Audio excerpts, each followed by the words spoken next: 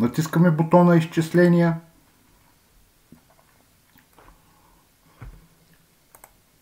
Файл, осведомяване от чертеж. Това е стъпка, която винаги трябва да предприемаме. Даваме да се извършат изчисленията.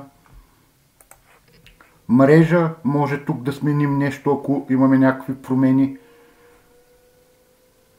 Окей. Прозорци и изчислителни листове. Тук виждаме, че всички участъци на нашите инсталации са нанесени, както диаметрите на тръбите, дебитите и температурите, които сме указали в данни на мрежата. Избрани са и вентил-конвекторите от дадената марка, която ние сме заложили още при проектирането.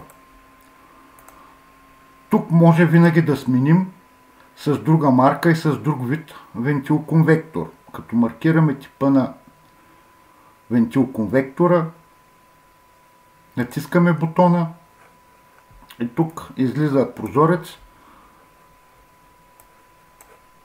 който може ръчно да сменяме всеки вентил-конвектор, който решим да променим.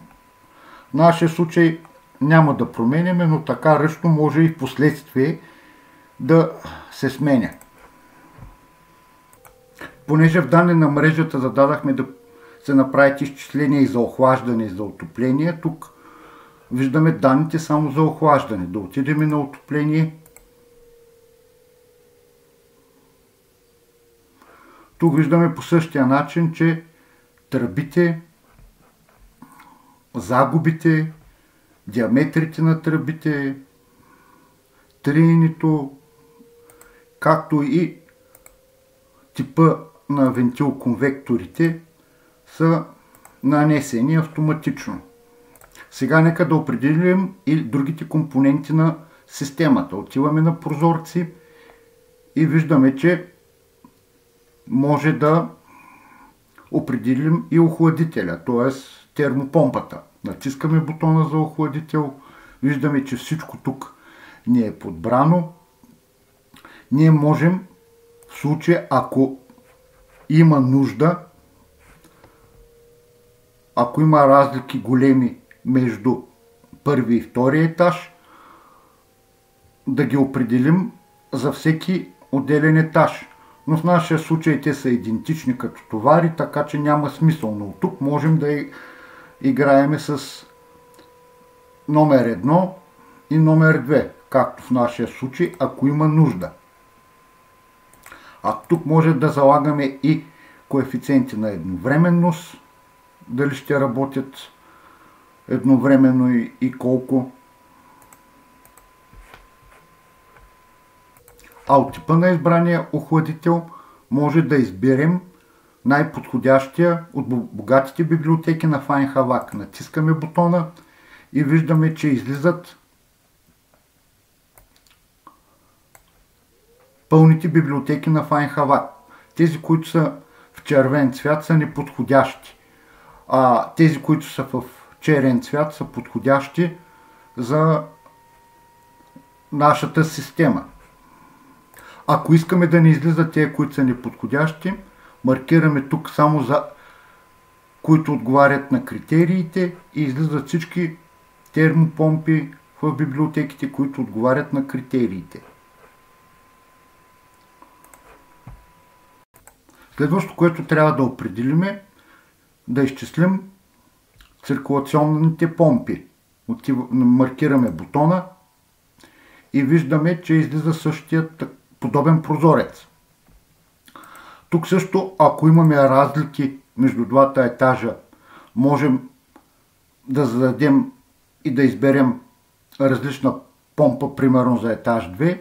И тук имаме тази възможност. Помпа номер. В нашия случай това не е необходимо, защото инсталациите са много подобни и която помпа ще върши работа за етаж 1, същата ще върши и за етаж 2. Но ако има необходимост, тук може да запишем помпа 1 и след това и за помпа 2. Виждаме, че надолу всичките данни автоматично са попълнени и само трябва да натиснем бутона тип на избраната помпа, избор на помпа или избор на помпа с хидравлична симулация. Предпочитам втория вариант. Давам да направя хидравлична симулация. И тук по същия начин виждаме, че имаме предложени помпи, които са в червено, т.е. не са подходящи, и такива, които са в черен цвят. А може и като маркираме само помпите, които отговарят на критериите, да останат тези, които отговарят наистина на критериите на нашата инсталация. Виждаме, че програмата е гъвкава, може да работи с няколко термопомпи, както и с няколко помпи за всеки етаж. Следващо, което можем да направим, е да видим триенето на клоновете.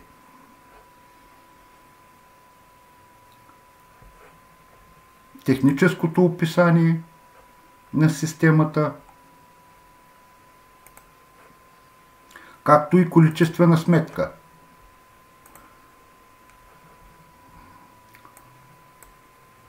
Виждаме, че всяка тръба като диаметър и като количество, фасонни части, колена, тетки, кранове фигурират в количествената сметка.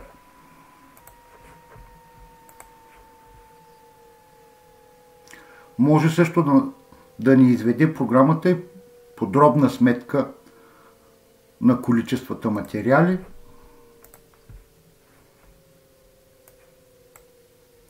Тук ни го дава по разбивки. Както забелязваме. Следващата стъпка е всичко това да го изкараме в подходящ формат. Отиваме на файл, изход към, извеждане и тук имаме няколко опции да изведем изчислителната записка в RTF формат, в Word формат, Excel и PDF. В нашия случай аз препоръчвам винаги в Word, за да може да го дообработим в последствие файла.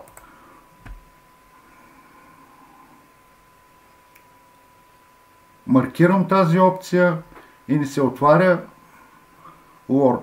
Виждаме, че записката ни е в подходящ вид. Има уводна част, както по-надолу ще видим и всички избрани и изчислени като помпа, като циркулационни помпи, като видови тръби фигурират в нашата записка.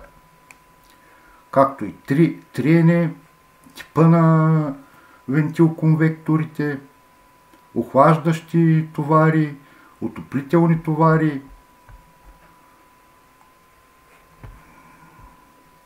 дебити на всяка система, както и хидравличните симулации при избор на термопомпа и при избор на циркулационна помпа. Затваряме го този Word документ. Затваряме изчислителната част. Даваме му да се съхрани в проекта. И вече може да пристъпим към последната част на нашия проект.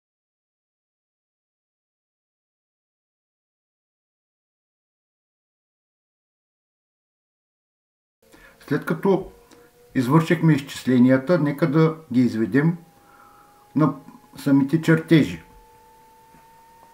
Отиваме на бутона Обновяване на чертежа. виждаме, че ни излиза прозорец, в който всички клонове, които в изчисленията ги видяхме, можем да ги изкараме на чертежа. Ако нещо не е необходимо, от тук можем да го изключим. Аз избирам да се покажат всички. И затова давам избиране на всички. Автоматично поставяме ОК. И виждаме, че вентил, конвектори, тръби, всичко е означено.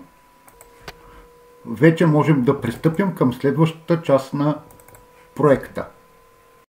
Сега да пристъпим към създаване на аксонометрична схема. Натискаме бутона аксонометрия. Да създаде ли 3D мрежа, казваме да. От тук може да променяме ракурса на самата аксонометрия.